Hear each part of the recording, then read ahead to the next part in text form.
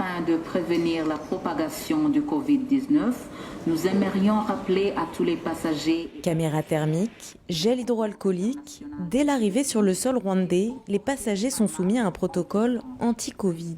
D'abord, un test Covid négatif de moins de 72 heures est exigé. Avez-vous votre résultat de test Covid négatif ? Eric, étudiant au Canada, sait qu'il ne retrouvera pas sa famille tout de suite. Malgré ce test négatif, il va devoir se faire à nouveau tester, mais cette fois-ci sur place.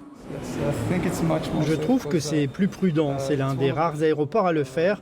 J'ai eu une correspondance à Amsterdam, mais ils ne m'ont pas testé. J'ai juste fait un test avant le voyage depuis le Canada, donc ça me rassure d'en faire un à l'arrivée.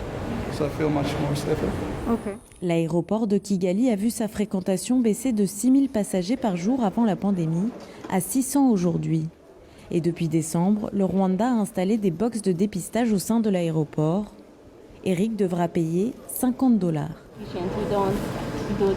On ne fait pas de test antigénique rapide pour les passagers qui arrivent. On préfère le test PCR. Il est plus précis, plus efficace et plus confortable pour les passagers. Plus supportable car l'écouvillon est enfoncé dans la bouche, jusqu'à l'épiglotte qui se trouve derrière la langue pour y récupérer le mucus. On prend l'échantillon de mucus et on le met dans ce liquide car ça permet de le fixer et de pouvoir le transporter jusqu'au laboratoire.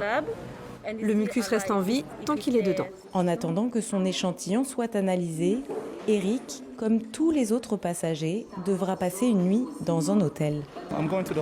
Je vais à l'hôtel et je devrais y rester 24 heures maximum. Dès que je recevrai les résultats, je pourrai rentrer chez moi.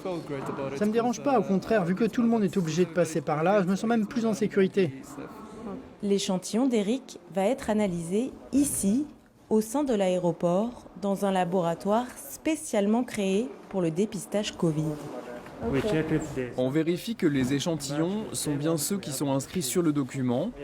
Ensuite, on commence par l'extraction du virus. Ça prend entre 1 heure et 1h30. Les biologistes vont procéder à une série d'analyses pour déterminer si le test est positif ou négatif. Pour les autorités, le renforcement de la politique sanitaire permet aussi de limiter les entrées des variants plus virulents ou plus contagieux.